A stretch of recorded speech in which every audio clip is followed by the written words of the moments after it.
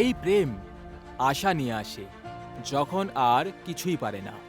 প্রভুর আনন্দ তাদের মধ্যে যারা তাকে ভয় করে, যারা তার অদম্য প্রেমে আশা রাখে। সাম 147:11। আমি আপনাদের সঙ্গে একটা গল্প শেয়ার করি। 21 বছর বয়সে আপনার জীবন শুরু হওয়া উচিত, কিন্তু বেসিয়ানার জন্য খুবই কম বয়সে তার জীবনটা শেষ বলে মনে হচ্ছে। বেসিয়ানা 2 ছোট বাচ্চার প্রাণবন্ত মা, আর তাছাড়া সে একজন বিধবাও।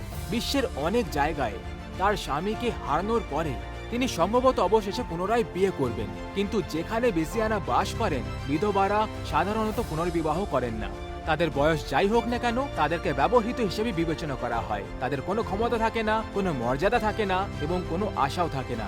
এমনকি তাদের পরিবারও তাদেরকে ফিরিয়ে নেবে না।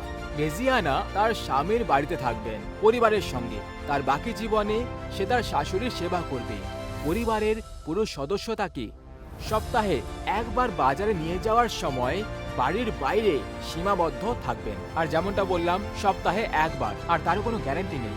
ওনাকে যখন জিজ্ঞেস করা হলো, উনি বললেন যে একমাত্র পলায়ন। আমি ভেবেছিলাম আমার জীবন শেষ করা। সে এটা মাত্র 21 বছর বয়সে ব্যাখ্যা করেছিলেন, কিন্তু তারপরে মেসিয়ানা একটি খ্রিস্টান রেডিও স্টেশন গোপনে শুনতে শুরু করলেন। শব্দ এবং সঙ্গীতের মাধ্যমে তিনি যিশুর সাথে দেখা করেছিলেন।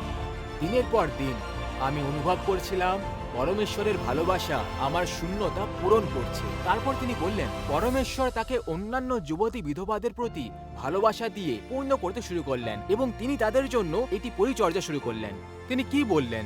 আমি তাদের বলি যে তিনি তাদের একটি উদ্দেশ্য এবং একটি আশার জন্য তৈরি করেছেন, যা কেউ তাদের থেকে কেড়ে নিতে পারে না। আপনি এখন জিজ্ঞাসা করতে পারেন যে একটি 21 বছর বয়সী বিধবার জন্য কি সুসংবাদ আছে, কিন্তু আমি উত্তরটি জানি।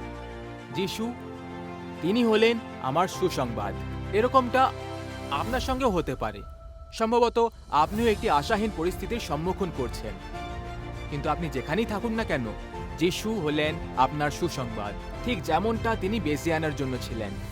অর্থাৎ যে কোনো পরিস্থিতিতে তার ভালোবাসা আপনাকে পূর্ণ করতে এবং রূপান্তরিত করতে সক্ষম, কারণ তিনি বলেছেন যে আনন্দ তাদের মধ্যে থাকে যারা তাকে ভয় করে এবং যারা তার অবিরাম প্রেমে তাদের আশা রাখে। অর্থাৎ যখন আপনি নিজের বিশ্বাস রাখবেন, ওনার প্রতি ভালোবাসা রাখবেন, উনি আপনার দিকে তাকিয়ে দেখবেন, উনি আপনার পরিস্থিতি পরিবর্তন করে দেবেন আর নিজের ভালোবাসা দিয়ে পরিপূর্ণ করে দেবেন আপনার পুরো জীবনটাকেই। ঈশ্বর আপনার মঙ্গল করুক।